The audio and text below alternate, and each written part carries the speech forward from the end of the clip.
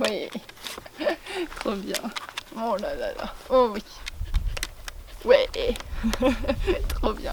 Bonjour à toutes et à tous. Aujourd'hui, je vous retrouve en compagnie de ce petit chien qui va être très pot de colle, je le sens. Là, ça fait déjà maintenant 6 mois que Malo est arrivé à la maison et du coup, je voulais vous faire un petit peu le bilan de ces derniers mois, de tout ce qui s'est passé, de comment s'est passée son adoption en détail, puisque je vous avais fait une petite vidéo quand il est arrivé, mais c'était plus une vidéo annonce pour vous dire qu'il était arrivé dans notre famille plutôt qu'une vraie vidéo explicative. Donc ici, je vais vous détailler tout le processus d'adoption, comment ça s'est passé, comment ça se passe d'adopter un chien qui vient de Roumanie, parce que c'est un petit peu différent évidemment de si on adopte un chien dans un refuge en France ou encore plus si on le prend dans un élevage. Voilà, je vais aussi vous parler des difficultés qu'on a pu rencontrer ces premiers mois et qu'on rencontre encore, etc.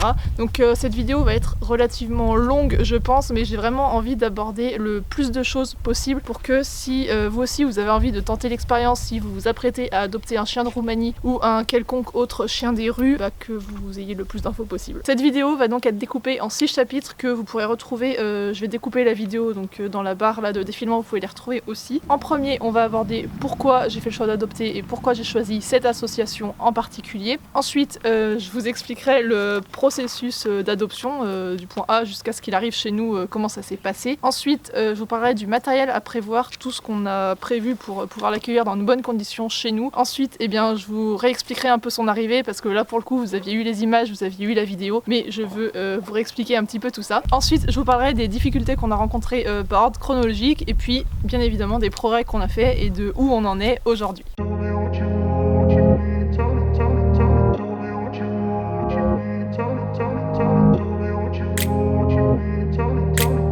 Alors tout d'abord le choix de l'association, donc Malo il vient de l'association Remember Me France qui a un refuge du coup en Roumanie à Pascani, donc qui est tout à l'est de la Roumanie. Dans ce refuge, ils ont en général de 300 à 400 chiens, ça tourne tout le temps, mais c'est environ ce nombre-là, donc pour dire qu'il y en a beaucoup. Alors pourquoi je suis partie déjà sur une association de chiens roumains? Pourquoi j'ai pas adopté en France? Parce qu'il y a bien assez de malheur en France, comme on peut le lire en commentaire, et c'est fatigant. Alors déjà, je me suis posé la question élevage ou assos. Il faut savoir que je suis pas du tout anti-élevage, j'ai des amis qui ont pris des chiens en élevage. Moi-même, je m'étais renseignée, je dis pas que je prendrai jamais un chien en élevage, que je prendrai jamais un autre animal en élevage, enfin voilà, c'est pas du tout le propos, mais c'est vrai que là j'avais quand même envie de prendre un chien dans une association parce que déjà premièrement j'avais pas vraiment de critères, enfin je veux dire moi je voulais vraiment un chien pour avoir un compagnon de vie, j'avais pas vraiment d'objectifs de concours, d'objectifs sportifs, d'objectifs de travail ou autre, et aussi c'est vrai que pour les chiens et les chats je me dis qu'il y a énormément de choix, enfin, je trouvais que ça me correspondait, puis j'avais cette envie d'adopter vraiment pour pouvoir laisser une seconde chance à un chien. Donc c'est vrai que élevage et asso, j'ai très vite fait le choix pour cet animal là. Je sens qu'il va se taper sa meilleure sieste.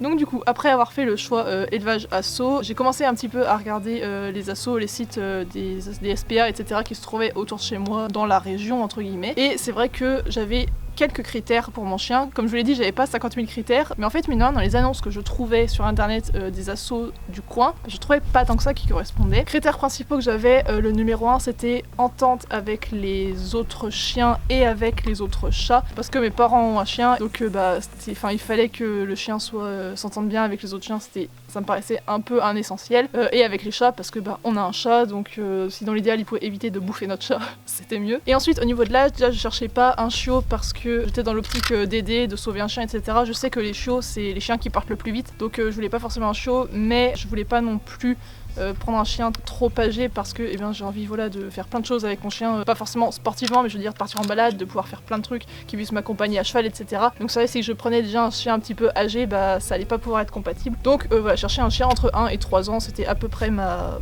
fourchette. Bon ouais, t'es trop bien là. Et tu vas tomber là? Tu vas tomber?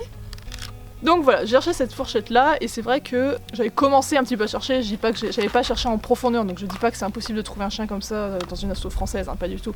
Mais du peu que j'avais vu, c'était un petit peu compliqué, du moins autour de chez moi. Et dans le même temps, j'ai une amie qui a adopté son chien dans une asso en Roumanie justement, et qui du coup m'a expliqué un petit peu tout ce qui se passait par là, j'ai un peu creusé le sujet. Je me suis rendu compte que ces chiens là, ils vivaient vraiment des choses horribles et que on peut pas comparer les souffrances, mais je veux dire, les chiens en Roumanie là-bas, c'est vraiment pas la même chose que les chiens abandonnés chez nous, entre guillemets, même si évidemment il y a des choses horribles, etc. Mais vraiment en Roumanie, Je vous mettrai un reportage dans la barre de description pour celles et ceux que ça intéresse, si vous voulez voir un petit peu tout ça plus en détail. Mais si vous voulez, là-bas en Roumanie, les chiens c'est comme des vermines, enfin il y en a dans toutes les rues, il y a beaucoup de chiens sauvages. Et en fait, il y a ce qu'on appelle des dog catchers, qui sont des hommes payés par l'État, qui ont pour but juste d'attraper les chiens pour les tuer parce qu'il y en a trop. Donc ces chiens ils sont poursuivis, soit ils sont tués, soit ils sont mis dans des fourrières qu'on appelle des fourrières mouroirs, ou juste on les enferme là-dedans et ils sont voués à y mourir, en fait ils ont aucun futur possible. Donc voilà, c'est vraiment pas comme chez nous. Donc cette cause m'a vraiment touchée et je me suis dit pourquoi pas, étant donné que je cherche pas un chien d'une race particulière ou quoi que ce soit, pourquoi pas, je me suis dit allez go, on va là-bas. Donc une fois que j'ai choisi cet assaut, comme je vous l'ai dit, ils ont beaucoup de chiens, ils en ont entre 300 et 400 au refuge, donc il y a vraiment beaucoup de choix. Chez Remember Me, du coup, ils ont à la fois un site et un forum, les réseaux sociaux, etc. où vous pouvez voir les annonces de tous les animaux, donc ça je vous les mets aussi dans la barre d'infos si ça vous intéresse. Et du coup, maintenant que le choix de l'assaut est fait, on peut passer au chapitre 2 qui est comment on arrive à avoir cet animal ici. Là, je vous décris vraiment le fonctionnement de l'association Remember Me. Après, je sais que c'est plus ou moins similaire avec beaucoup d'associations roumaines, mais il peut y avoir des petites différences. Donc moi, je vous parle vraiment de l'association dans laquelle j'ai adopté Malo. Alors déjà, j'ai une amie qui avait adopté là-bas, donc j'avais un petit peu une idée de comment ça se déroulait, comment ça se passait. Et elle m'avait conseillé de regarder les annonces des chiens et d'en sélectionner plusieurs. Parce que elle, c'est ce qu'elle avait fait, c'est comme ça que ça s'était passé, parce qu'en fait, si vous voulez, étant donné que les chiens sont en Roumanie, on ne peut pas les voir avant qu'ils arrivent, et donc du coup, en fait, en fonction de notre profil, l'association va choisir le chien le plus adapté, entre guillemets, à notre profil. Donc c'est vrai que c'est mieux de choisir plusieurs chiens plutôt que de se focus sur un seul et de dire si c'est pas lui c'est aucun. L'asso connaît très bien leurs chiens et ils seront vraiment aptes à vous conseiller. Vous pouvez même remplir le formulaire, faire une demande d'adoption d'un chien sans avoir choisi d'un chien et c'est eux qui vous l'attribueront entre guillemets. Donc moi j'avais choisi 4 profils de chiens, il y en avait 2 qui étaient plus ou moins mes coups de cœur, Malo en faisait partie. Et donc ensuite une fois que j'ai choisi les chiens, j'ai envoyé un formulaire de demande d'adoption. Donc dans ce formulaire il demande pas mal d'infos, notre mode de vie, où est-ce qu'on vit, maison, appartement, etc. Combien de fois on compte sortir le chien, etc.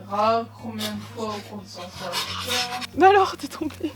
Les autres animaux de compagnie qu'on a, etc., etc. Si on a déjà eu des chiens, est-ce qu'on s'y connaît en éducation canine. Enfin, c'est un formulaire assez complet pour, à nouveau, comme je vous l'ai dit, qu'il puisse vraiment cerner votre profil et vous attribuer le chien qui vous correspond le mieux. Ensuite, si on passe la première étape de ce formulaire, c'est-à-dire si l'équipe considère que votre profil est ok pour accueillir un chien, vous passez un appel téléphonique. Du coup, pendant cet appel, on revient en général sur les points du formulaire, ça permet vraiment d'avoir quelqu'un en direct. On peut également poser nos questions, eux ils nous posent des questions un petit peu plus détaillées sur l'éducation du chien, ce qu'on compte faire avec lui, etc., les attentes. Et aussi, du coup, ils m'ont demandé si j'avais des coups de cœur dans les chiens que j'avais cités. On m'a dit que certains chiens que j'avais demandé étaient plus ou moins craintifs, donc relativement encore sauvages entre guillemets, donc qui nécessitait d'avoir une plus grande connaissance en éducation canine et que pour un premier chien c'était pas forcément le plus adapté. L'appel se termine, à nouveau le dossier est étudié par toute l'équipe et si l'appel téléphonique c'est ok, la dernière étape c'est l'après-visite, donc il y a quelqu'un qui se rend chez vous pour voir si il n'y a pas eu de mensonge en fait sur le formulaire. Je trouve que c'est vraiment super en fait d'avoir tout ce suivi là parce qu'on est vraiment accompagné de A à Z et à nouveau comme je vous le dis ça permet vraiment à l'équipe de définir le chien qui est vraiment adapté à votre besoin pour éviter le plus de retours d'adoption possible parce que à nouveau le chien il est en Roumanie, une fois qu'on l'a emmené en France, qu'est-ce qu'on en fait si on n'en veut pas? Enfin je veux dire on n'a pas le choix, le cheminement est vraiment fait de sorte à ce que quand le chien arrive chez vous, ça se passe bien en fait tout simplement. Donc du coup pré-visite, les gens viennent chez vous, discutent, regardent un petit peu votre maison, où est-ce que va dormir le chien, comment ça se passe, etc. C'est vraiment un moment d'échange en fait pour mettre un visage sur les gens puisque tout avant se fait plus ou moins virtuellement. Donc voilà, c'est vraiment pour s'assurer, mais techniquement, en vrai, si vous avez passé les 2 précédentes étapes et que vous n'avez pas menti sur votre maison ou quoi que ce soit, normalement, il n'y a pas de raison pour que ça se passe mal.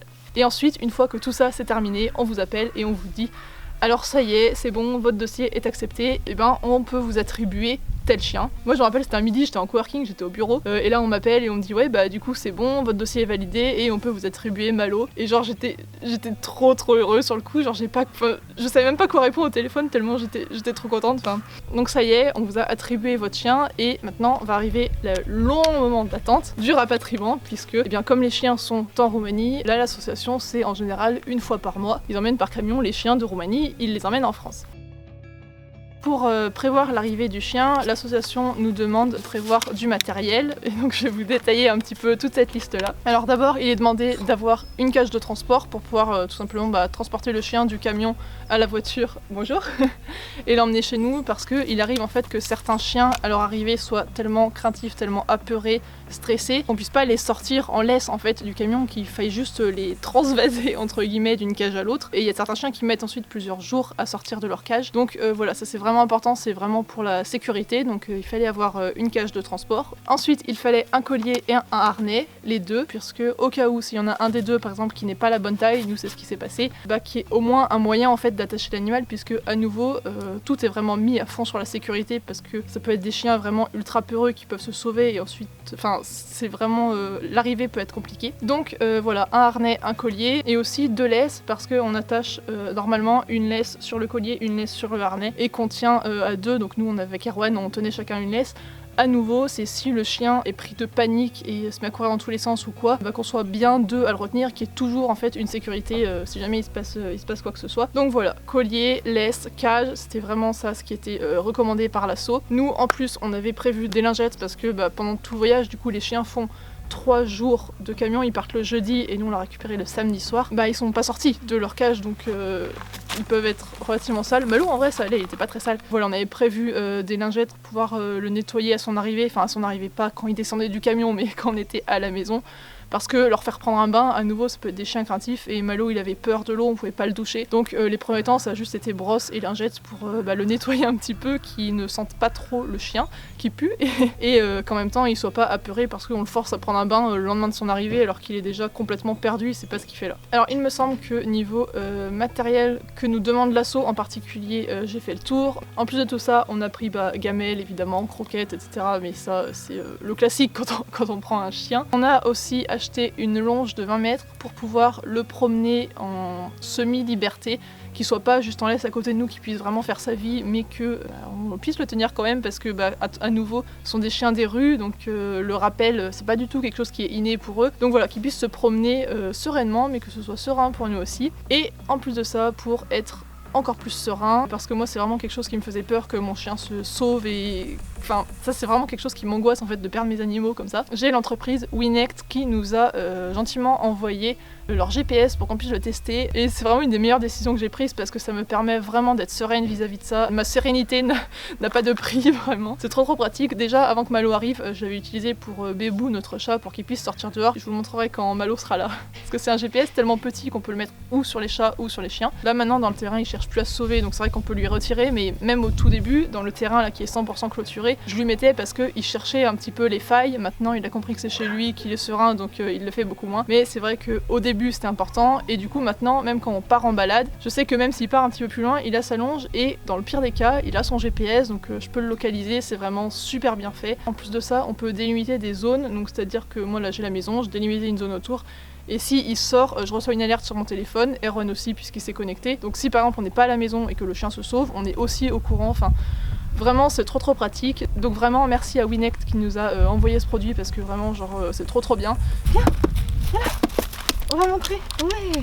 Donc regardez, vous voyez le GPS, il y a une petite attache en silicone qui se met sur le collier, et comme ça on peut enlever le GPS facilement pour le mettre à charger, donc moi je le mets à charger tous les 2-3 jours à peu près. Donc comme ça c'est pratique, et hop, on clip sur le collier, et voilà, le chien est libre et maman ne stresse plus. Oui. Donc voilà, ça c'était vraiment aussi l'objet que je recommande encore plus, je pense, pour ce type de chien là. Je sais que sur le groupe Facebook des adoptants de Remember Me, de l'association, beaucoup de gens le recommandent aussi d'avoir un GPS pour son chien, parce que c'est vraiment un gain de sécurité et de sérénité qui n'est pas négligeable, voilà. Du coup niveau matériel je pense que c'est tout, enfin après voilà, le panier, la grille pour mettre dans la voiture pour pouvoir le transporter facilement. On a aussi acheté pas mal de jouets d'occupation, parce que à nouveau je savais pas comment il allait réagir à la solitude, etc. Donc on a pris des kongs, on a pris un kong à lécher, un jouet kong à bascule, voilà, je pense que c'est à peu près tout, hein. Puis des friandises, plein de friandises, plein de trucs à grignoter. Oh ouais, trop bien. Des knackis ça sauve des vies, achetez des knackis. Bon. Et alors maintenant qu'on a le chien, maintenant qu'on a tout le matériel, et ben on n'a plus qu'à attendre le jour du rapatriement. J'étais tellement heureuse et tellement stressée ce jour-là, j'avais tellement hâte, c'était fou. Alors il faut savoir que le camion de Remember Me, de cette association-là, il traverse la France, donc je sais qu'il passe par l'Alsace, Paris, et ensuite il redescend tout droit direction Marseille, en gros il traverse la France. Donc il y a plusieurs points de rapatriement comme ça, et vous choisissez le point qui est le plus proche de chez vous. Nous il y avait un rapatriement qui était à 1 heure, un peu plus d'1 heure de chez nous, et le camion arrivait à 20h30 de mémoire. Donc on se rend là-bas, on se rend au point de rendez-vous et on voit le camion arriver, et genre c'est un moment d'émotion, c'est assez fou. Je sais qu'il y en a plein qui disent qu'il faudrait pas choisir un chien sur une photo, que c'est hyper émouvant d'aller choisir son chien dans un refuge, etc. Mais en fait là c'est hyper émouvant parce que déjà tu attends ce moment-là avec impatience, tu sais que les chiens ils ont dans leurs pattes 3 jours de voyage qui va les amener vers une vie meilleure, qu'ils quittent un monde genre horrible, et que y a tous ces chiens-là qui vont être sauvés, et il y a tous les adoptants, enfin nous on n'était pas hyper nombreux, mais on se retrouve à plusieurs personnes à attendre leur chien, enfin c'est trop beau, c'est des super moments. Donc on arrive, on était les deuxièmes à récupérer Malo, on fait les papiers, etc. Et puis ensuite elle ouvre le camion et on voit ce petit chien trop mignon. Oui, t'étais trop mignon. Mais t'étais tout petit. C'est la première remarque qu'on s'est fait, c'est que sur photo, je l'imaginais de la taille d'un golden à peu près, ou un petit peu plus petit, mais je l'imaginais plus grand que ce qu'il n'est en fait. Et en fait, c'est trop bien qu'il soit pas très grand, c'est trop pratique. Comme ça, il est pas trop lourd, on peut le porter, faire plein de choses. Non. Oh bah oui, ça c'est le meilleur câlin ça. Ça, les images, vous avez pu les voir dans la vidéo où je vous annonce son arrivée, donc je vous la remets dans le petit i, et je vous mets aussi des extraits de toute façon ici. Donc il est arrivé et Malo, vraiment pas plus perturbé que ça, enfin en fait il est descendu du camion, il était trop content, il nous a fait la fête. Il est en train de courir comme un débile. Il nous a presque fait la fête, on a pu directement le caresser et tout, enfin vraiment il était, pour le coup lui il était pas du tout stressé ou apeuré, enfin si il était stressé, je veux dire il était pas en panique, au contraire il était trop content d'être là. Donc du coup on a pu le descendre lui en laisse pour le coup, enfin normal, ensuite on l'a mis dans la voiture, il est monté presque tout seul, enfin vraiment il est... Du départ, il a été hyper sympa. Donc ensuite, une fois que Malo était dans la voiture, on est parti, on a refait 1 heure et quelques de route pour rentrer chez nous. Donc on est rentré, c'était genre 22h je pense à peu près. Une fois à la maison, je lui ai fait un très rapide tour du terrain, mais vraiment pas très long parce qu'il avait déjà 3 jours de voyage dans les pattes, plus le voyage en voiture, il était dans un endroit qu'il connaissait pas et tout. Donc on aurait tout le lendemain matin pour faire tout ça. Donc je lui ai présenté son petit coin avec son lit, sa gamelle d'eau, ses jouets, etc. Et la première nuit s'est relativement bien passée. Il a dormi dans une pièce à part. Et vraiment pour ça, il a été... on a vraiment eu beaucoup de chance, il a eu vraiment aucun mal avec la solitude et ça c'était vraiment trop bien, vraiment on a vraiment eu de la chance là-dessus. Donc voilà pour son arrivée et c'était la nouvelle aventure qui commence. Les premières difficultés qu'on a rencontrées avec Malo, ça a été vis-à-vis des hommes. Donc au tout départ, même Erwan et mon père, il a eu un peu de mal à leur faire confiance. C'est-à-dire que quand on était calme et tout, il n'y avait pas de problème. Mais dès que, par exemple, passer le balai, pendant longtemps, ça a été quelque chose qui lui faisait vraiment peur. Il nous jappait dessus. Il faisait mine de vouloir pincer pour vraiment essayer d'impressionner et qu'on arrête ça tout de suite. Je me rappelle les premiers jours qu'il était là, donc on lui avait acheté ses jouets et on essayait de lui montrer comment jouer parce qu'il savait pas comment ça marchait. Et Erwan a voulu lui jeter la balle et en fait, il a cru qu'il allait le taper et il s'est, tout de suite il a grogné, il a jappé et tout. Donc on a vraiment vu que même s'il paraissait gentil, sociable et tout, qu'il avait quand même des peurs ancrées et que ça pouvait se réveiller assez facilement. Donc c'est vrai que ça nous a fait quand même un peu de peine dans le sens où on se dit qu'est-ce qu'il a pu vivre, pourquoi on lui lance la balle et qu'il comprenne pas que c'est une balle qu'on lance mais qu'on va le taper, bichette quoi, ça fait trop de la peine. Mais après avec Erwan, en vrai au bout de 1 ou 2 semaines ça s'est passé. Avec mon père ça a mis un peu plus de temps, puis en plus parce que mon père, vous le savez sur cette chaîne, mon père bricole beaucoup, il fait beaucoup de travaux et donc tout le temps dans les mains, s'il a une débroussailleuse, s'il a un balai, s'il a une pioche, s'il a un truc, et il y a tout le temps des outils impressionnants que Malo croit que c'est pour le frapper. Donc ça a mis un petit peu plus de temps, mais c'est vrai que maintenant ils s'entendent très bien et je sais que par exemple là, juste hier, on est parti en week-end, on a laissé le chien à mes parents, mon père est allé se promener avec lui et tout, ça se passe super bien, donc faut vraiment juste être beaucoup patient en fait, plus qu'avec un chien je pense qui vient d'un élevage et qui est bien dans sa tête. Faut être conscient que ces chiens là peuvent avoir des traumatismes et peuvent avoir peur et que c'est pas de leur faute. On fonctionne vraiment au renforcement positif pour le rassurer, etc. Parce que s'il a peur, si on l'engueule, ça fait que empirer les choses. Donc quand il fait ça, en fait, je vais pas l'engueuler parce qu'il a montré les crocs. Au contraire, je vais le prendre avec moi, je vais le rassurer, je vais le caresser pour lui expliquer que c'est ok, la situation va bien se passer, qu'on n'est pas là pour lui faire du mal, que ça va aller mieux et écoutez, tout va en s'améliorant. Donc je pense que c'est la meilleure des méthodes qu'on puisse trouver. Donc voilà, avec les hommes, en fonction de comment ils se présentent, ça peut être un peu délicat. Après, je crois que 2 ou 3 semaines après son arrivée, arrivé, enfin assez rapidement, on a fait appel à un éducateur. Non pas qu'on rencontrait des gros problèmes de comportement, mais c'était plus un rendez-vous pour mettre les choses à plat, avoir les bases, parce que à nouveau, même si c'est vrai qu'avec les poneys, j'ai déjà des bases en renforcement positif, j'avais beaucoup lu, je m'étais beaucoup renseignée, j'avais déjà eu des chiens, donc je connaissais un petit peu les bases, on va dire, de l'éducation canine, mais on trouvait ça bien avec Erwan qu'on puisse tous les deux avoir un débrief, un bon récap de comment bien poser les bases, bien faire les choses pour partir directement sur de bonnes bases plutôt que d'avoir à corriger par la suite. Donc voilà, et pour le coup, du coup, j'appréhendais avec l'éducateur comment ça allait se passer parce que c'était un homme et que à nouveau les premières rencontres c'était un peu délicat, et avec lui ça s'est super bien passé. Voilà, ça dépend vraiment des gens. Et en fait, il ressent quand les gens lui veulent pas lui veulent du mal, mais ne lui veulent pas de bien, ou alors ont peur de lui, ou sont un peu impressionnants, ou sont pas très polis. Voilà, tout ce genre de choses, il le voit, il le ressent, et du coup, il peut avoir des réactions un peu vives en fonction de comment on réagit ou non. Donc voilà, ça a été notre principale difficulté, parce qu'avec les autres chiens, ça se passe super bien. Il a ses 2 potes qu'il voit régulièrement, et même quand on croise d'autres chiens et tout, il a tendance à tirer sur la longe pour aller faire des bisous, mais il est pas du tout réactif avec les autres chiens, que ce soit des mâles, des femelles, n'importe quelle race. Ça c'est trop bien. Avec Bébou, ça a pris plus de temps, parce que au début, il avait tendance un peu à courser les chats, même là encore, Bébou n'est pas lâché dans le terrain, il est encore dans la maison. Mais maintenant, ils se voient, ils se font des léchouilles, ils se font des câlins, donc ça se passe bien. Et avec les autres animaux, en général, ça se passe bien. Avec Linda et Bohème, qu'on a pu apercevoir en arrière-plan. Avec Linda, ça s'est relativement assez vite bien passé. Au début, il les a jappés un peu parce qu'il était impressionné. Mais Linda, elle est tellement calme et tellement je m'en foutiste, entre guillemets, que s'il la jappe, elle bouge pas, elle fait rien, elle reste calme, et du coup ça apaise la situation, ça apaise tout le monde. Avec Bohème, c'est un peu plus long, il y a encore des moments où c'est coup-ci coup-ça, mais aussi parce que Bohème, elle va aussi un peu chercher le conflit, et ça lui arrive qu'elle le charge quand il a rien demandé, et des fois elle demande rien, et lui il va la japper, enfin il se chamaille un petit peu, mais bon, il y a plus de grosse agressivité, de méchanceté, quoi que ce soit.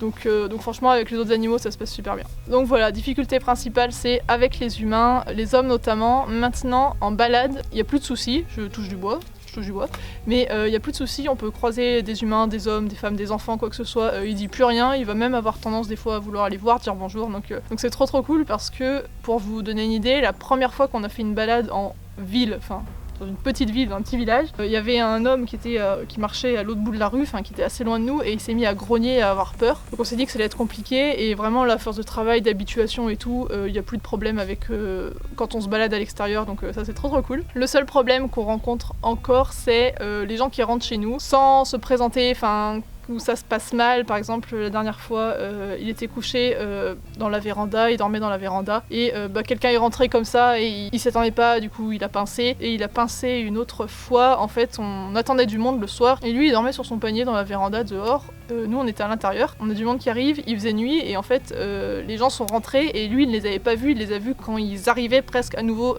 devant chez lui dans le noir. Nous on les avait pas entendus non plus, on était dedans, donc on n'a pas pu faire, on n'était pas avec lui, donc il était vraiment en mode je protège mon territoire, il y a des intrus qui rentrent chez nous de nuit sans nous prévenir, il faut faire quelque chose. Donc c'est vrai que c'est délicat dans ces cas-là, surtout quand c'est des gens qu'on invite, il y a notre chien qui va les pincer, voilà, on n'est pas très à l'aise, donc c'est vrai qu'en général je prends les précautions, mais là c'est vrai que vraiment on n'avait pas entendu en fait, on savait pas. Donc voilà, c'est vraiment de la défense, c'est pas de la méchanceté, c'est vraiment de la défense, il veut protéger ce qu'il a à lui parce qu'il sait pas ce qu'on peut lui enlever, il sait pas ce qu'attendent les gens de lui, donc il est pas rassuré. Et vraiment quand je l'ai récupéré, après qu'il ait fait ça, je sentais qu'il était en panique, ça faisait longtemps que je l'avais pas senti comme ça en plus.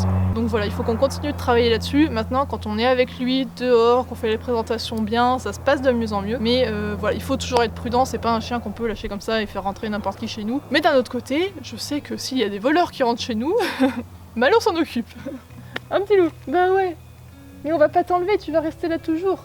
T'inquiète pas. Et puis je pense qu'il y a aussi le fait que maintenant qu'il a sa maison, ses rituels, son chez lui, il veut le protéger parce qu'il sait ce que c'est la vie sans, et c'est vraiment important pour lui d'avoir ses ressources, donc il protège ça un petit peu. Donc le seul problème entre guillemets de comportement qu'on a avec Malo, c'est ça. Mais à nouveau, c'est loin d'être la pire des choses. De tous les témoignages que je lis de chiens roumains, on a vraiment de la chance. C'est vraiment un chien hyper facile, hyper résilient, qui apprend ultra vite, qui est hyper sociable, hyper heureux et tout. Vraiment, on est tombé sur le chien parfait. Donc voilà, au niveau des soucis de comportement entre guillemets qu'on a eu avec Malo, mais rien de très grave, et même plutôt normal entre guillemets pour un chien qui a vécu ce qu'il a vécu, je pense.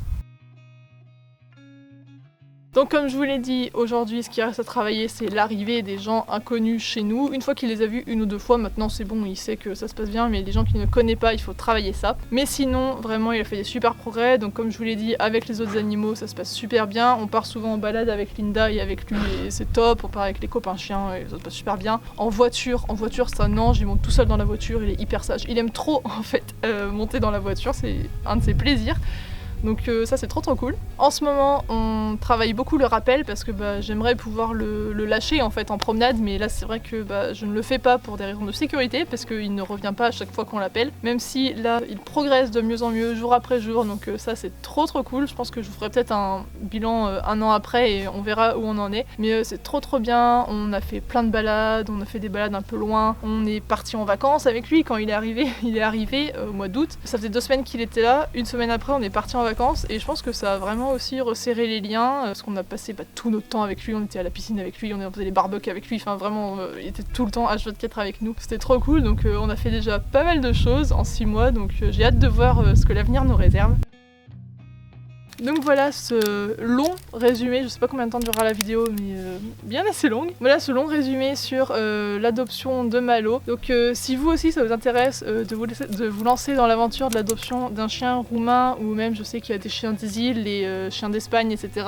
Où il y a plus ou moins la même histoire. Les conseils que j'aurais à donner c'est se renseigner sur ce qu'ils ont pu vivre parce que ça peut ensuite expliquer certains comportements qu'ils ont et ça vous aidera sur comment réagir et comment les aider surtout. Je pense qu'il faut vraiment être prêt aussi à s'investir au niveau de l'éducation, à se renseigner sur l'éducation positive parce que vraiment pour des chiens apeurés, traumatisés, il y a entre guillemets que ça qui marche vraiment, enfin et même pour tous les chiens d'ailleurs hein, mais c'est d'autant plus important sur un chien qui a eu des traumas comme ça. Il faut être prêt à leur dédier beaucoup de temps, à être patient, à être tolérant avec les erreurs qu'ils peuvent faire, si votre chien pince, mord quelqu'un ou autre, ne pas le rendre tout de suite, si vous n'arrivez pas à le promener en laisse les premiers jours, ne pas le rendre non plus tout de suite. Faut juste être conscient, je pense que c'est pas un chien entre guillemets normal, mais ensuite comme vous voyez tout se passe pour le mieux et on peut vraiment faire des trucs géniaux avec eux. Ce sont des chiens adorables. Mon petit loup, non ouais, dans l'amour. C'est vraiment une trop chouette aventure et je regrette absolument pas d'avoir adopté un chien de Roumanie. Même que des fois ils sont un peu trop pot de colle, vous voyez. Si vous avez des questions, n'hésitez pas à me les poser en commentaire, j'y répondrai avec grand plaisir. À nouveau, je vous recommande de regarder la barre d'infos si le sujet vous intéresse parce que je vous ai mis tout plein de liens, que ce soit des vidéos, sites internet de l'association, etc., etc. Sur ce, on va vous laisser, je pense qu'on va aller jouer avec Monsieur Chien et je vous dis à très bientôt pour une prochaine vidéo et on fera d'autres vidéos avec Monsieur Chien, je pense. Hein, non, ouais, c'est trop bien parce que t'es trop beau, il faut faire plein de vidéos avec toi. Non, ouais. Salut!